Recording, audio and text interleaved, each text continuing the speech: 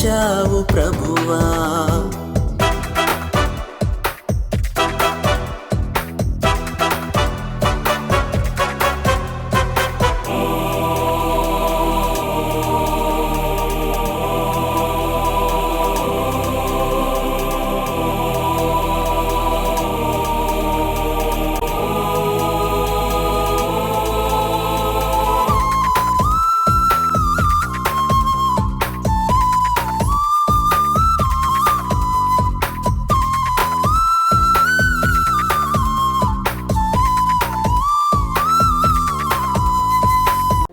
యెహోషువ గ్రంథము 3వ అధ్యాయము 4వ వచనము నుండి, మీకును దానికిని దాదాపు 2,000 కొలమూరల ఎడముండవలెను.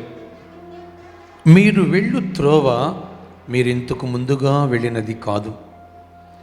మీరు దానిని గుర్తుపట్టవలెను గనుక ఆ మందసమునకు సమీపముగా మీరు నడవరాదు. మరియు యెహోషువ, రేపు యెహోవా మీ మధ్య అద్భుత కార్యములు చేయును గనుక మిమ్మల్ని మీరు పరిశుద్ధపరచుకొనడని జనులకు ఆజ్ఞ ఇచ్చెను. రేపు యెహోవా మీ మధ్యలో అద్భుత కార్యములు చేయును గనుక మిమ్ముని మీరు పరిశుద్ధపరచుకొనండి అని ఇజ్రాయేలు సమాజమునంతటినీ ఒక చోట సమకూర్చి వారిని అందరినీ దేవుడు తన దాసుడైన ఆ సమాజానికి నాయకుడైన యెహోషువ ద్వారా మాట్లాడుతున్నారు. ఈరోజు మనతో మాట్లాడుతున్నారు. ఆయన అద్భుతాలు చేయాలంటే,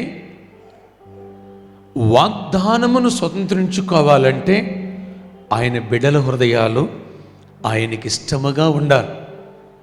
ఆయనకు అసహ్యమైన వాటి నుంచి వారు బయటకు వచ్చేయాలి.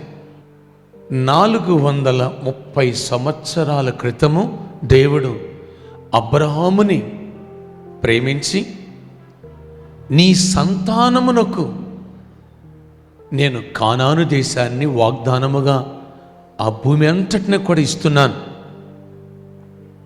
అబ్రహామా, నీలో నుండి రాజులు పుడతారు. భూలోకములో ఉన్న సమస్త వంశావళులు నీ వలన ఆశీర్వాదం పొందుతాయి. గొప్ప సంఖ్య గల జనాంగముగా నేను నీ సంతానాన్ని దీవిస్తా. ఆకాశ నక్షత్రాల వలె, ఇసుక రేణువుల వలె వారిని విస్తరింపచేస్తా. బహు సమృద్ధిని వారు కలిగి జీవిస్తారు. ఈ దేశాన్ని స్వతంత్రించుకుంటారు అని దేవుడు 430 సంవత్సరాల క్రితం చెప్పిన ఆ వాగ్దానం యొక్క నెరవేర్పుకు ముందు వారు యోర్దానుకు యువతల, అంటే దేవుడిచ్చిన కానాను దేశంలోనికి ప్రవేశించాలంటే, వాగ్దానములో ప్రవేశించాలంటే వారికి మధ్యలో యోర్దాను నది ఉంది. ఆ నదికి యువతల తన సమాజానంతా కూడా పని పాట ఆ ప్రయాణాన్ని ఆపేసి దేవుడు వారిని సిద్ధపరుస్తున్నారు. వాగ్దానమును మీరు స్వతంత్రించుకోవాలంటే, వాగ్దాన భూమిలోకి వెళ్ళి ఆశీర్వాదం మీరు పొందాలంటే, వాగ్దానములోకి వెళ్ళి మీరు దీవెనలు పొందాలంటే మొదట మీ హృదయాన్ని సిద్ధపరచుకోవాలి. మిమ్మల్ని మీరు పవిత్రపరచుకోవాలి. మిమ్మల్ని మీరు పరిశుద్ధపరచుకోవాలి అని వాక్యం సెలవిస్తున్నది. వాగ్దాన భూమిలో ఏమున్నాయ్యా? 2 మాటలు మనం చూద్దాం. ద్వితీయోపదేశ కాండము 6వ అధ్యాయము 10వ వచనం నుంచి మనం ఈ మాటను చూడొచ్చు. నీ దేవుడైన యెహోవా నీ పితరులైన అబ్రహాము, ఇస్సాకు, యాకోబులతో చేసిన ప్రమాణమును బట్టి నిన్ను ఆ దేశములో ప్రవేశపెట్టి నీవు కట్టని గొప్పవగు మంచి పురములను, నీవు నింపని మంచి ద్రవ్యముల చేత నింపబడిన ఇండ్లను, నీవు త్రవ్వకపోయినా త్రవ్వబడిన బావులను, నీవు నాటని ద్రాక్ష తోటలను, ఒలీవ తోటలను నీకు ఇస్తాను. అంటే నీకు ఇచ్చిన తర్వాత నీవు తిని వాటి ద్వారా తృప్తి పొందవచ్చు. అర్థమవుతుందా అండి? చదవబడిన వాక్యము ఎంతమందికి అర్థమైంది? ప్రభు అంటున్నారు, వాగ్దాన భూమిలో ప్రవేశపెడతాను అని చెప్పాను కదా. ఆ వాగ్దాన భూమిలో ఏమున్నదో తెలుసా? మీరు శ్రమ పడకోకుండా ఆల్రెడీ కన్స్ట్రక్షన్ చేయబడిన గృహాలు, గొప్పవగు ఆకాశమునంటేటువంటి ఎత్తైన కట్టడాలు అందులో ఉన్నాయి. సమృద్ధిగా ద్రవ్యముల చేత నింపబడి ఉన్నాయి ఆ గృహాలు. ఆ దేశంలో ద్రాక్ష తోటలు ఆ దేశస్థులు ఆల్రెడీ నాటారు. ఆ నాటబడిన తోటలను, ఆ ద్రవ్యముల చేత నింపబడిన ఆ గృహాలను, ఆ పురములను నేను మీకు ఇస్తా. త్రవ్వబడిన బావులను నేను మీకు ఇస్తా. వీటన్నిటినీ మీ కొరకు సమకూర్చి దాచి అటుపెట్టాను.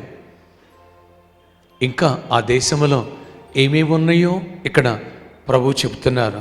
ఆ విషయాన్ని కూడా మీకు చూపిస్తాను. ద్వితీయోపదేశ కాండము 8వ అధ్యాయము 7వ వచనము నుంచి, నీ దేవుడైన యెహోవా నిన్ను మంచి దేశములో ప్రవేశపెట్టును. అది నీటి వాగులను, లోయలలో నుండి, కొండలలో నుండి పారు ఓటలను, అగాధ జలములు గల దేశము. అది గోధుమలు, యవలు, ద్రాక్ష చెట్లు, అంజూరపు చెట్లు, దానిమ్మ పండ్లను గల దేశము. ఒలీవ నూనెయు తేనెయు గల దేశము. కరువు అనుకొనకుండా నీవు ఆహారము తిను దేశము. అందులో నీకు ఏ లోపము ఉండదు, వంకర ఉండదు, అంతా సమృద్ధి. అలాంటి పంటలు, అంత దీవెన, అంత సారవంతమైన భూమి అది. నెక్స్ట్, అది ఇనుపురాళ్ళ గల దేశం. అంటే ఇనప ఖనిజాలు ఉన్నాయట. దాని కొండలలో నీవు రాగి త్రవ్వి తీయవచ్చును. అంటే రాగి, ఆ ఖనిజాలు కూడా, కాఫర్, ఆ ఖనిజాలు కూడా ఉన్నాయట ఆ దేశంలో.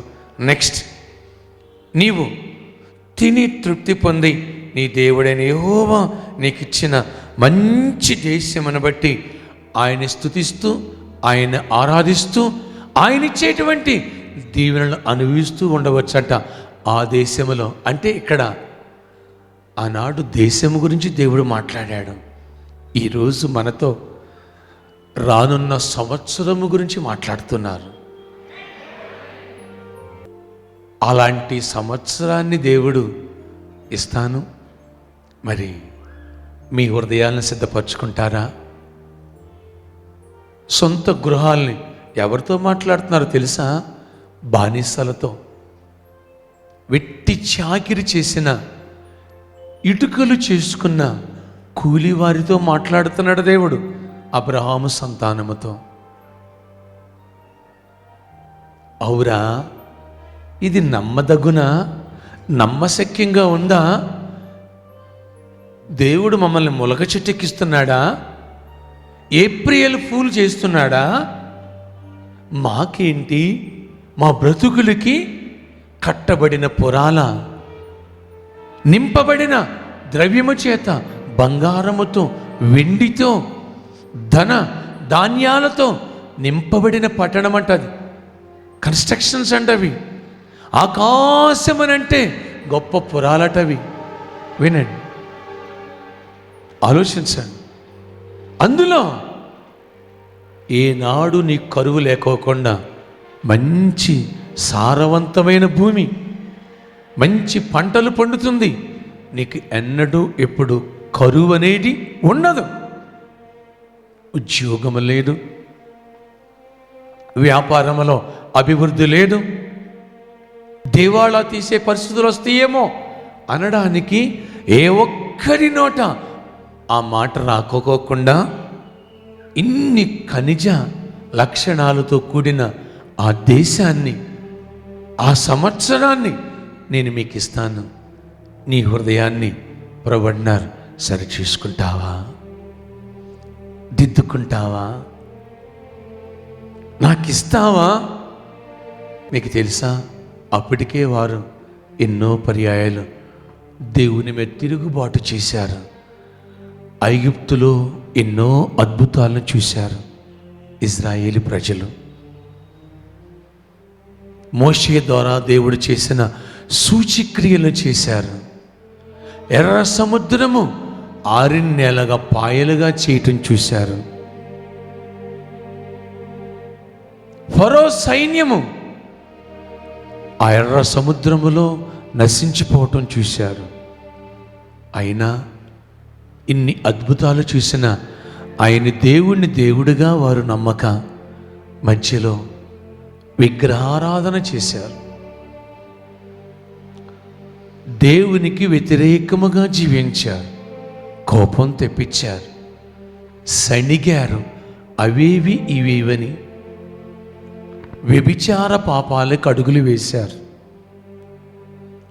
నాయకుడైన దైవజనుడి మీద తిరుగుబాటు చేశారు. ఇలా ఎన్నో పొరపాట్లు, ఎన్నో అవిధేయతలు వారిలో ఉన్నాయి. ఆయన ఉద్దేశం ఏంటి తెలుసా? ఇంకా వీళ్ళు శాపగ్రస్తులు కాకూడదు, బలహీనులుగా భక్తిహీనులుగా ఉండకూడదు. వారి అవిధేయతలను బట్టి నా ఉగ్రత వీరి మీదకి రాకూడదంటే ముందు వీరి హృదయాలు మారిపోవాలి, వీరి జీవితాలు మార్పు చెందాలి అని దేవుడు కోరుకున్నారు. అచ్చం ఆయనలాగే ఉండాలని, అంటే ఆయన పరిశుద్ధుడు, ఆయన నమ్మిన బిడ్డలకు కూడా పరిశుద్ధులుగా ఉండాలని, ఎన్నడూ తిరుగుబాటు చేసే వ్యక్తులుగా కాక ఆయన్ని విడిచిపెట్టి అన్ని ఆచారాల వైపు పరుగులెత్తేవారుగా కాక ఆయనకిష్టులుగా ఉండాలని ఇంత దీవెన ఆయన వారికిస్తే వారందరూ దేవునికి కృతజ్ఞత కలిగి ఆయన్నే మహింపరచాలని ఆయన కోరుకున్నారండి. కానీ చాలా పర్యాయాలు వాళ్ళు తిరుగుబాటు చేస్తే అక్కడ వారిని సరిచేస్తున్నారు ప్రభు. ఇది నిజమే కదా. మన జీవితాల్లో కూడా దేవుడు నన్ను కాచి కాపాడారు. నీకు తెలుసా? చావుకి వయసుతో సంబంధం లేదు, అందముతో సంబంధం లేదు, ఆస్తితో సంబంధం లేదు, విద్యతో సంబంధం లేదు. ఎందరో మనతో పాటు ఈ జర్నీ ఆరంభించిన వాళ్ళు అకాలపు కాయల్లో లోకంలో రాలిపోయారు. మరి దేవుడు నన్ను ప్రేమించబట్టే కదా, మన పట్ల గొప్ప ప్రణాళికలు ఆయనకు కలిగి ఉండబట్టే కదా మనల్ని సజీవులుగా నిలబెట్టారు. మరొక నూతన సంవత్సరం ఇవ్వటానికి సిద్ధపరుస్తున్నారు. గత సంవత్సరాల్లో ఎన్ని పర్యాయాలు ఓడిపోయావో, పరిస్థితుల చేత కొట్టబడ్డావో, సమస్యల చేత కృంగిపోయావో, ఆదరణ లేక, ప్రేమ లేక, అనురాగము దొరక్క, ఏమి చేసినా కలిసి రాక ఎన్ని ఇబ్బందులు పడ్డావో, ఈరోజు ప్రభు అంటున్నారు, ఈ సిద్ధపాటు కూడికలో నీ హృదయాన్ని నాకు ఇస్తావా? రేపు నేను మీ మధ్యలో అద్భుతాలు చేస్తాను, కనీ విని ఎరుగని అద్భుతాలు చేస్తాను. నువ్వు వెళ్ళబోయే సంవత్సరము ఇంతకు ముందు సంవత్సరాల వంటిది కాదు.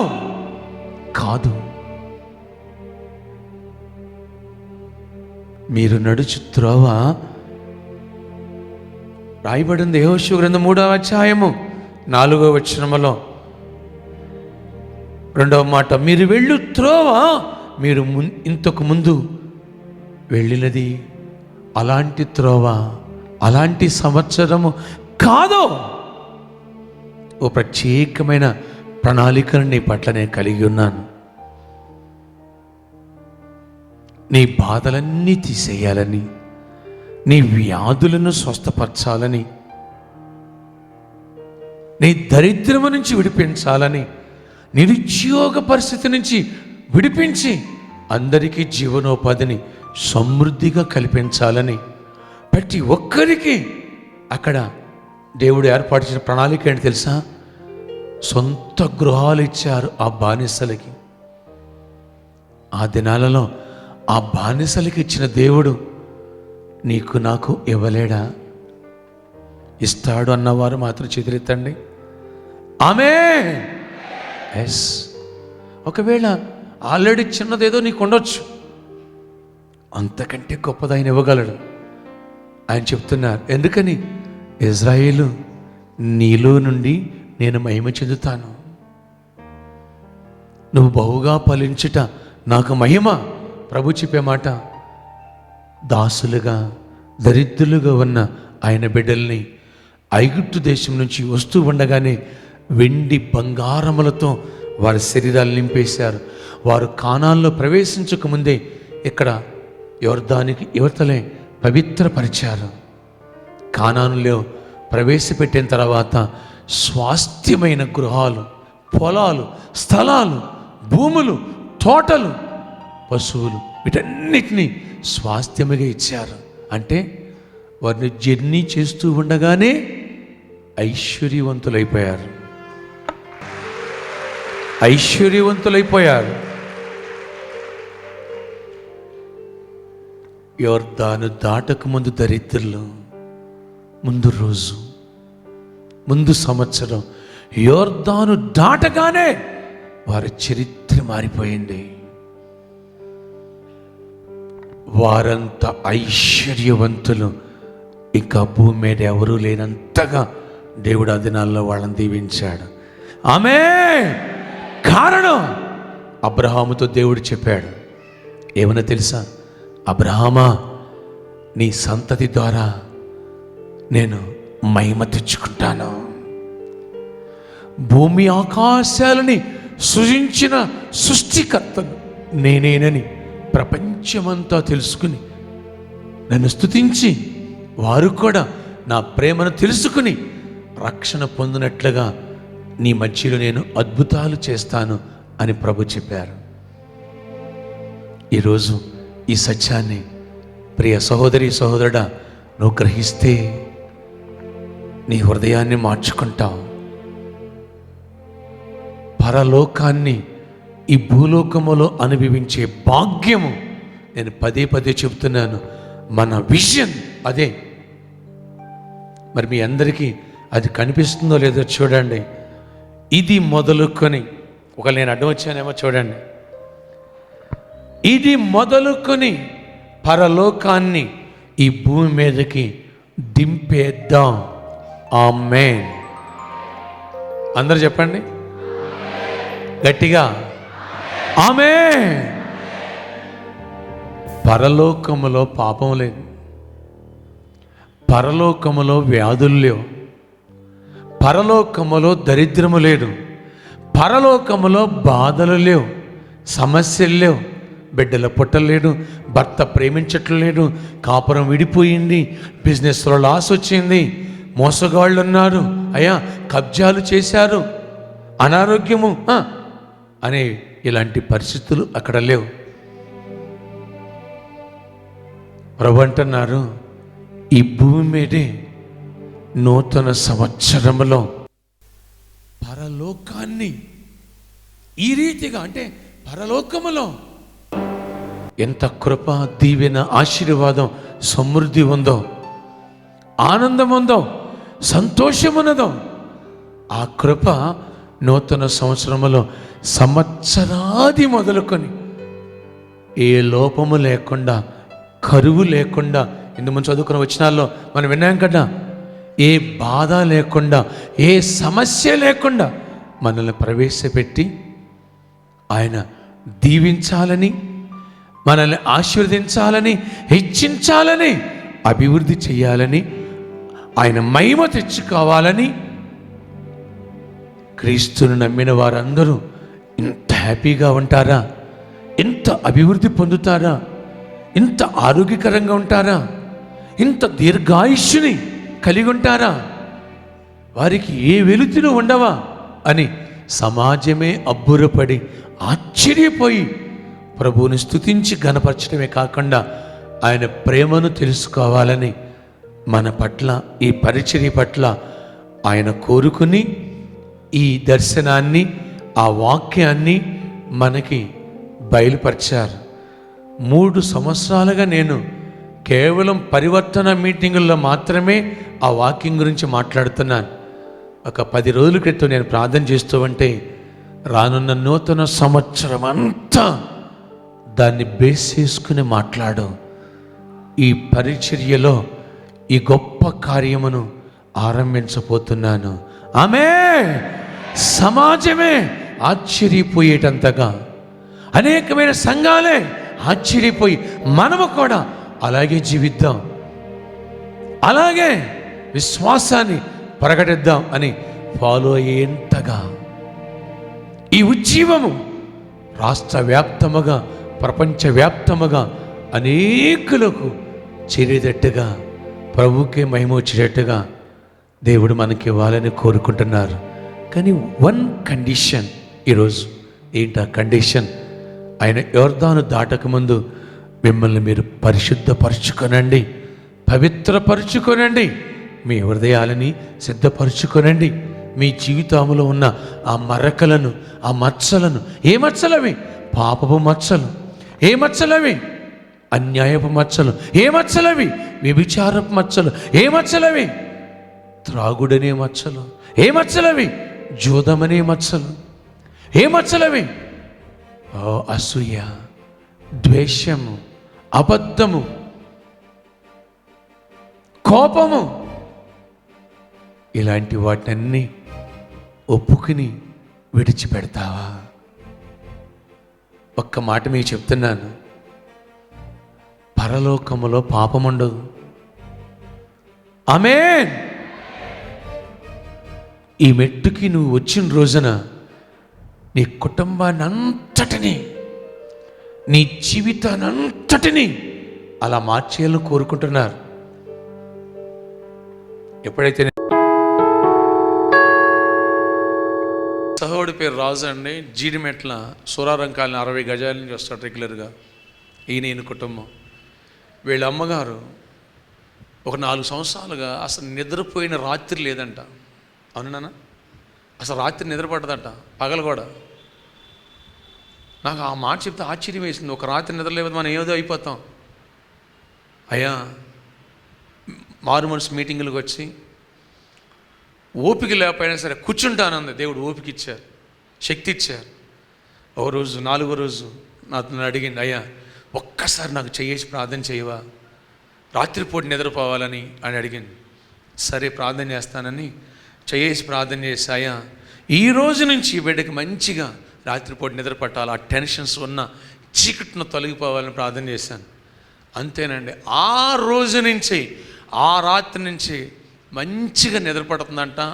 అసలు ఆ టెన్షన్స్ కానీ, ఆ చీకటి చేతులు కానీ తొలగిపోయినాయి అంట. దేవునికే మహిమ కలుగునగాక.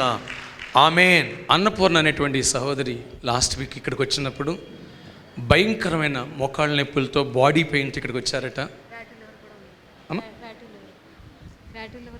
బ్రాటీ లివర్ కూడా ఉందటండి. చాలా అసలు నడవలేని పరిస్థితి అటండి. ఇక్కడికి వచ్చినప్పుడు విశ్వాసంతో టీవీలో వాక్యం చూసి ఇక్కడికి వెళ్తే నాకు స్వస్థతని ఆశతో ఈ బిడ్డ ఇక్కడికి వచ్చి నేను ప్రేయర్ చేస్తున్నప్పుడు ఎక్కడైతే నొప్పి ఉందో అక్కడ చేతులు పెట్టుకోమన్నప్పుడు ఈ తల్లి ఆ మోకాళ్ళ దగ్గర బాగా నొప్పులు నేను చేతులు పెట్టుకుని ప్రార్థనలు ఏకీభవించారట. అద్భుతకరంగా దేవుడు స్వస్థపరిచారు. ఇంటికాడి నుంచి వచ్చేటప్పుడు మెట్లు దిగటమే కష్టమైందంటే, ఇంటికి వెళ్ళిన తర్వాత మెట్లు ఎక్కుకుంటూ వెళ్ళిపోయి టకటకా నడుస్తుంటే ఇంట్లో వాళ్ళందరూ ఆశ్చర్యపోయారంట. అంతగా దేవుడు స్వస్థపరిచాడు. దేవునికి మహిమ కలుగును గాక. ఆమేన్. అంతేకాదు మరొక అద్భుత సాక్ష్యం, వాళ్ళ కుమార్తెకు మ్యారేజ్ 3 years అయిందంటండి.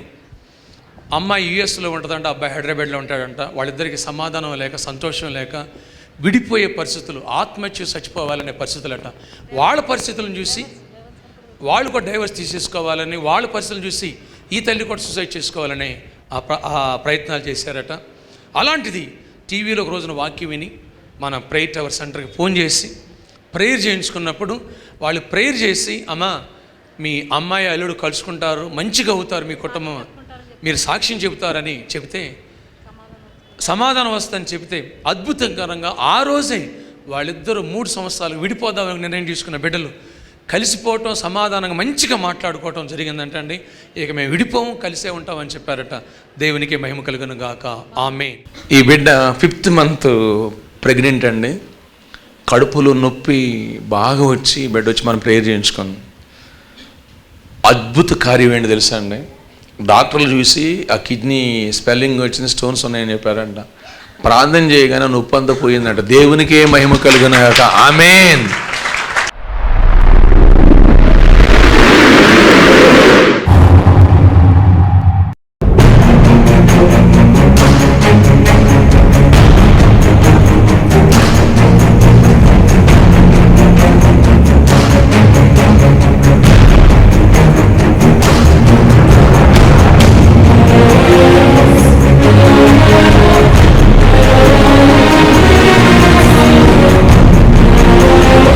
మన రాజు జయించినవాడు, దురాత్మల్ని ఆటాడినవాడు.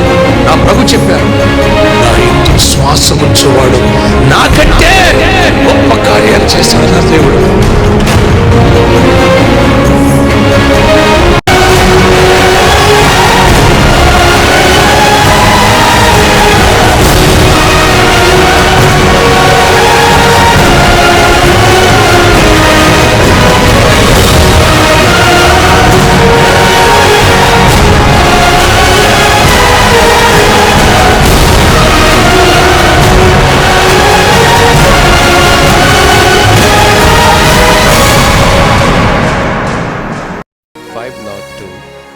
by 1 by B, flat number G3, Srinivasam Apartments, LR Reddy Guda, near Amirpet, Hyderabad